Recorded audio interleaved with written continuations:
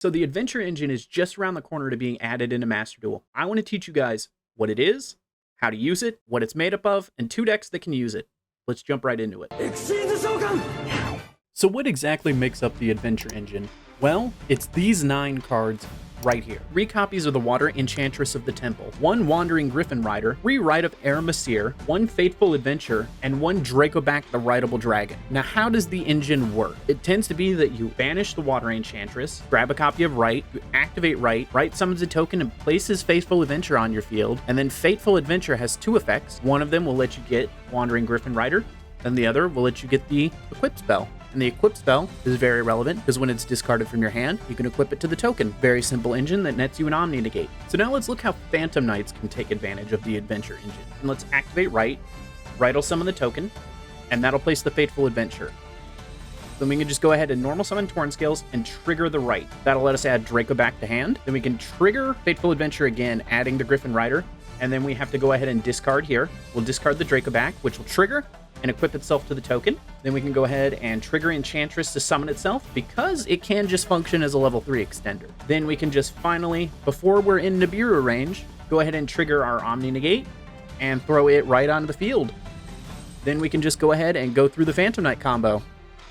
Link into Cherubini, Cherubini send Graph, summon Seer, summon out Psychic Tracker, and then we're going to pivot the combo a little bit here because we do have a lot of gas right now. We're going to go ahead and overlay into Leviair, and then we're going to banish Water Enchantress here, and we're going to grab another copy of Rite so we have some discard fodder later. Then we're going to go ahead and detach Seer to let us get back that copy of Enchantress, and we declare Seer here since he was sent to the grave. We'll bring back Graph. Then we can go ahead and link into Bardiche, and we'll declare Rusty here, send Cloak, set Fogblade. Then we'll go ahead and declare, add Boots. That will trigger Tornscales in the grave to revive itself. Go ahead and pitch that copy of Rite that we added earlier. Dump a copy of Gloves. Overlay into Leviair number 2. Go ahead and detach. Bring back Cloak. Boost up Bardiche. Overlay the 2 Leviairs. And we're going to make Utopic Draco Future here. Then we're going to special out Boots. Overlay into Breaksword. Rusty effect, we're going to pop the Breaksword. Breaksword effect, bring them back.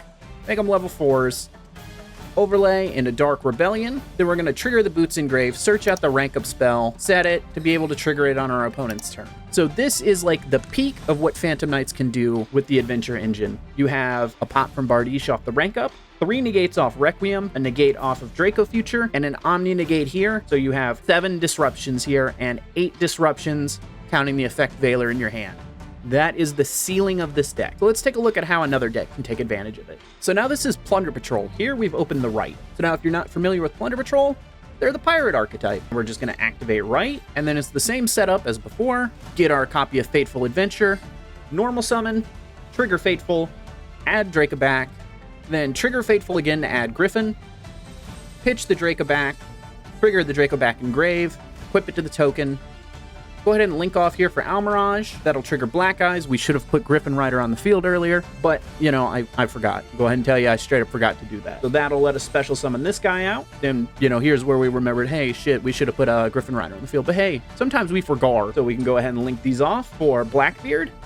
Then we can trigger Bluebeard. So that'll let us pitch and draw. Then we can trigger Whitebeard. We can go ahead and special Plunder out of the deck. Overlay. We'll hard make Moark here. This is pretty much as far as you can get on solo mode testing Adventure Plunder because you don't have anything in your opponent's graveyard to really legally trigger things like Blackbeard. But that's how you can take advantage of the Adventure Engine within Plunder Patrol, because Plunder Patrols have effects when they're discarded to trigger and, you know, summon other Plunders from deck. In summary, if you guys thought Sword Soul and DPE was already everywhere, wait until you see this. You're going to see it in Prank Kids, Plunder Patrol, Phantom Knights.